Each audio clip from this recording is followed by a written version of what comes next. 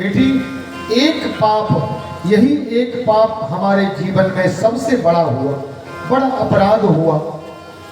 और इसी पाप के फल के कारण मैं 52 दिनों से इस बाण की सैया पे पड़ा हूं। मुझे इच्छा मृत्यु का वरदान प्राप्त है। मैं चाहता तो पहले दिन मर जाता। मेरे शरीर में खून का एक भी कतरा नहीं बचा है, सब निकल गए, लेकिन मैं मरा नहीं। क्यों? बस उसी पाप का प्रायश्चित कर रहा हूं। बेटी, एक बात बताऊं, ये क्यों हुआ? इसका कारण क्या था? इसका कारण एकमात्र था बेटी, दीपो भक्षेते ध्वांतम कज्जलं च प्रसूयते यदन्नं भक्षेते नित्यं तादृशी जायते प्रजा। मैंने दुष्ट दुशासन का, दुर्योधन का अन्न खाया, और जिसका अन्न खाओगे, जिस तरह का अन्न जिसका खाओगे वैसा ही मन हो जाएगा। बस हे बेटी, उसी पाप का मैं प्रायश्चित कर रहा हूं। लेकिन अब तुम लोग सब चुप हो जाओ, अब मुझे कृष्ण से बात करने दो। क्यों? क्योंकि मेरे विदा होने का समय आ गया है। कहा, कृष्ण, मैं जान गया हूं तुम मेरे अंतिम क्षण को अच्छा करने के लिए आ गए हो, मुझे सुगति देने आ गए हो। लेकिन कृष्ण, मैं जाने से पहले एक बात कहूं, मैं अपनी बेटी का विवाह तुमसे करना चाहता हूं। जैसे ही कहा तो अर्जुन तुरंत कूद पड़े। अरे पितामह, आपने तो विवाह नहीं किया, आपकी बेटी कहां से आ गई? आपने तो कभी विवाह किया नहीं, कभी बताया नहीं। अर्जुन, तुम चुप हो जाओ, मैंने बोलने के लिए मना किया है ना। मैं कृष्ण से वार्ता कर रहा हूं। हे कृष्ण, मेरी एक बेटी है, उसका नाम है मति। नाम क्या है? मति। मेरी जो मति है ना, वो हमारी बेटी है। बस इस मति से मैं तुम्हारा विवाह करना चाहता हूं। सुमति और कुमति दो मति होती है।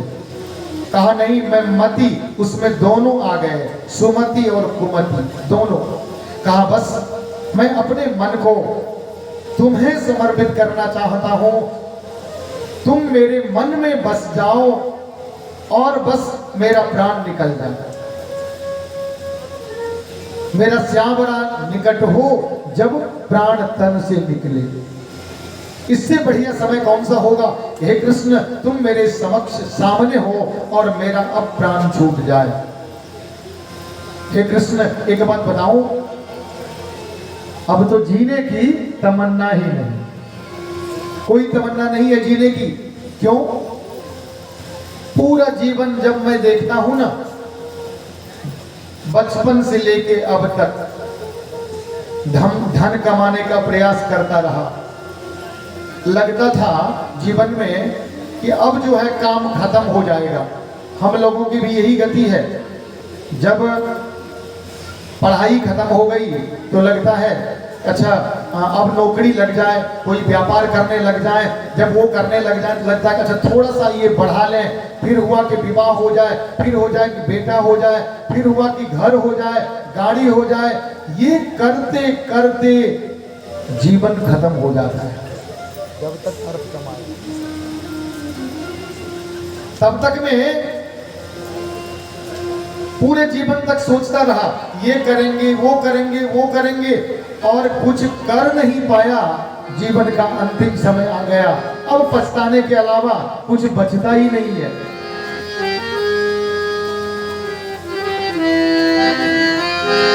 जब तक अर्थ कमाया लाया पकड़ा होगा भारी,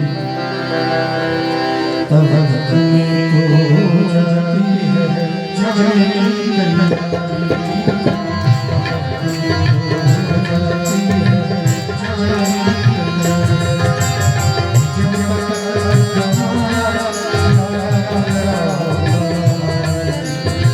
जब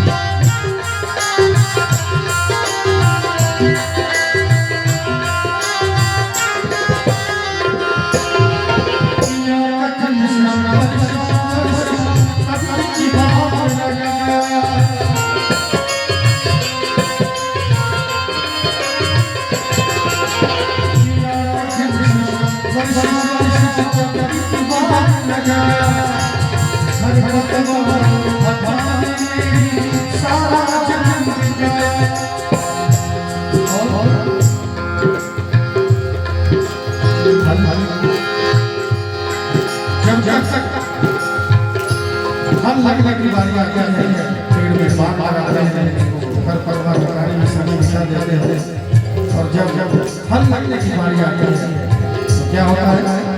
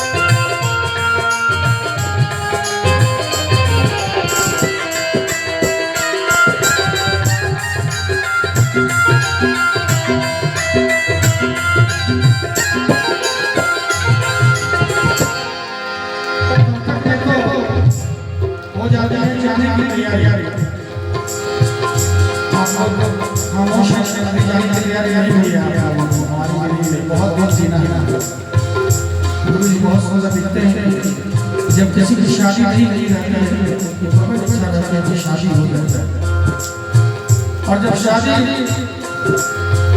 हो जाता है तो लगता है कि बेटा भी हो जाता है, बेटी भी हो जाता है, और जब पुत्री की प्राप्ति हो जाती है तो लगता है कि इसकी शादी भी करी तभी जाते हैं तो अच्छा लगता है। और जब मुझे शादी हो जाती है तो लगता है पोता पोती भी देख देते, फिर पोता पोती होती है तो सोचते हैं इसका जन्म देख देते, सब कुछ सही है लेकिन आखिर होता क्या है शब्द को ध्यान दीजिए।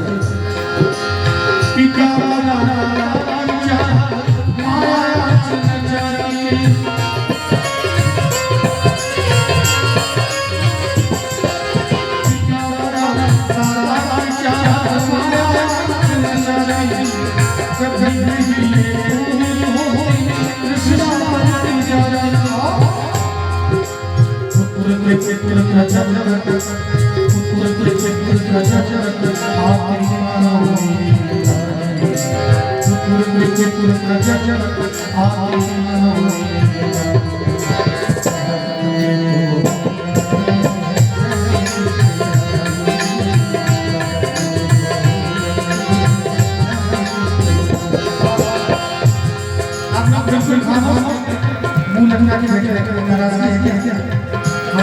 भगवान का जयकारा हो जाए और भगवान का नाम हो जाए।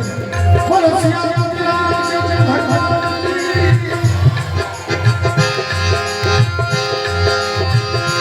सीताराम सीताराम सीताराम सीताराम सीताराम सीताराम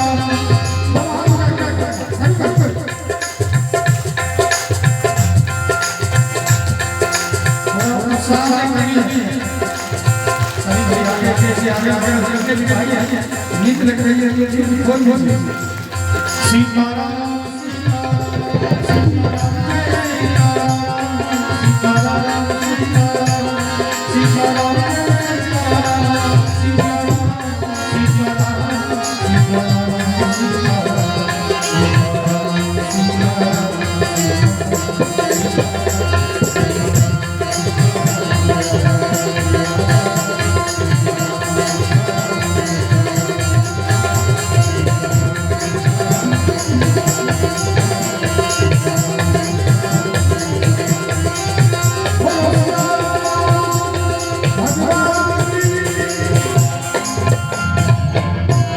कृष्ण भगवान की।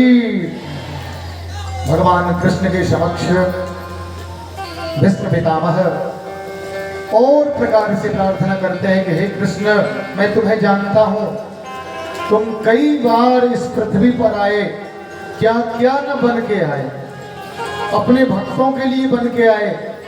अच्छा, एक भक्त ने कहा, पूछा एक भक्त ने कि भाई ये क्या ज्यादती है कि भगवान पहले तो राक्षस को जन्म देते हैं और फिर मारने के लिए भी आ जाते हैं। नहीं, जन्म दे दिया, जन्म देने वाले भी आप हैं और मारने आ जाते हैं, ऐसा क्यों करते हैं? नहीं, भगवान मारने नहीं आते हैं। एक छोटा सा उदाहरण, एक व्यक्ति अमेरिका में रहता है, जैसे इसी गांव का कोई व्यक्ति अमेरिका में रहता है, सब परिवार, इस गांव में भी उसका घर है, बगल में चचेरे भाई के यहाँ विवाह है, खबर दिया कि भैया आ जाओ, मेरी पुत्री का विवाह है। कहा कि भाई छुट्टी नहीं है, नहीं आ पाएंगे, फोन से ही बात कर लेंगे। 2 बार 3 बार नहीं आ पाए किसी विवाह में, एक उत्सव में, फिर अंत में सोचा चलो अब की बार कहते हैं, अब नहीं आएंगे ना तो अब नहीं कहेंगे उनको आने के लिए। कहा कि सुनिए भैया, 3-4 बार आपको हमने निमंत्रण दिया, आप नहीं आए, अब की बार अगर नहीं आते हैं तो अगली बार हम आपको निमंत्रण नहीं देंगे। अब उनको आना पड़ा, विवश होके अमेरिका से यहाँ आ गए गांव। यहाँ आए, यहाँ आने के बाद जब घर पहुंचे, ध्यान से सुनेंगे कि भगवान क्यों आते हैं। जब घर पहुंचे देखा कि अरे 5-6 बरस तो हो गया हमको आए हुए, यहाँ से गांव से गए हुए, तो इधर चूहा ने बिल कर दिया है, झोल पकड़े का लग गया है, पता नहीं क्या क्या, घर में इतना कुछ हो गया है। और ये चूना जो किया था ना, सफाई दीवार पे चूना किया था, वो भी गंदा हो गया, गिर गया है। तो सोचा कि चलो अब मजदूर चलाया, कहा चूहे वाला बिल बंद करो, अब ये जो मकड़ी का जाल है इसको हटाओ, फिर से चूना वगैरह पोतो। अब कोई कहे आप अमेरिका से चूहे का बिल बंद करने के लिए आए थे। अरे भाई आए तो शादी में, लेकिन लगे हाथ बिल को भी बंद कर दिया, घर की भी सफाई कर दी। आए तो उसका कारण था विप्रधेनु सुर संत हित लिन्न मनुज अवतार। कारण कुछ और था आने का, लेकिन जब आए यहाँ देखा कि कुछ राक्षस है, कोई रावण का दल बन गया, कुंभकर्ण का दल बन गया, किसका किसका बन गया, तो लगे हाथ इस सब की सफाई करते चले। भगवान इसलिए आते हैं, कहा भीष्म पितामह ने, हे कृष्ण कई बार आप आते हैं, आपके आने का कारण मनोरम है। सिर्फ संतों के लिए, ब्राह्मणों के लिए, विप्रधेनु सुर संत ही तो गायों के लिए, धर्म की रक्षा के लिए, यदा यदा ही धर्मस्य ग्लानिर्भवति भारत, जब जब होई धर्म की हानि।